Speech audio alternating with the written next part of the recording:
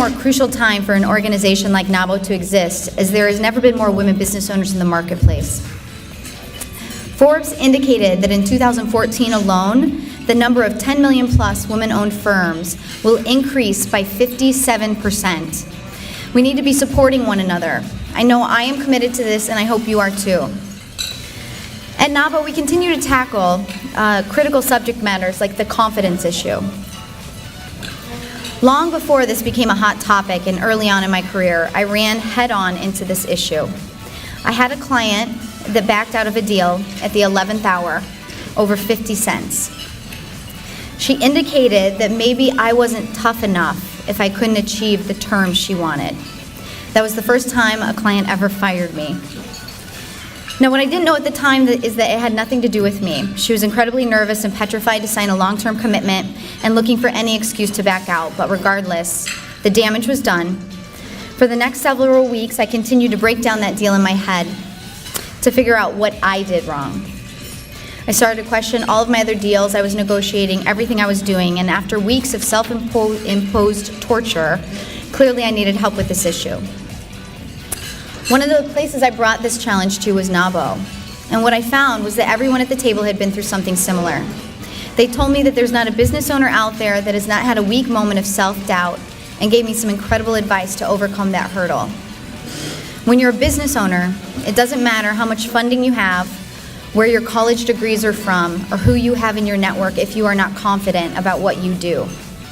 This is one of the many reasons I credit NAWBO for shaping me into the leader that I am today. And I learned so much about myself through that test that I can assure you, now 8 years later, no one has to question how tough I really am. This is also the reason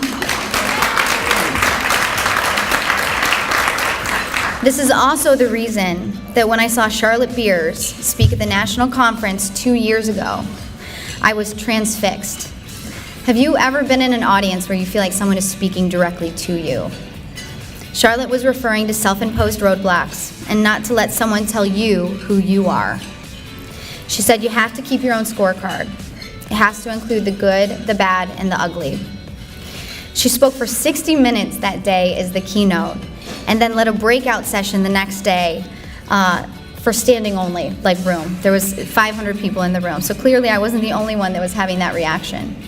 That led me to spend the next 2 years calling Charlotte's office, begging her to come to Chicago and make time in her fully booked schedule because we needed her here in Chicago for our members.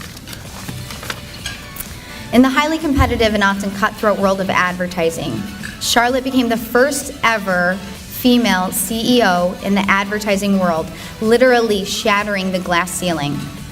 She had incredible success as the chairman and CEO of Ogilvy Mather Worldwide, a $5.4 billion, 8,000 employee multinational advertising agency. In her 5 years with the firm, billings increased by $2 billion. In serving her demanding clients, she literally helped to build many of the most recognizable, important brands around the world. She was the first woman to appear on the cover of Fortune magazine, and Harvard Business School, as well as many others, still teach a course today titled Charlotte Beers at Ogilvy. Today, Charlotte rates her current title teacher her most satisfying, as she travels through the United States and Europe educating women on how to ignite their own strengths in what she calls the era of forging ahead for women.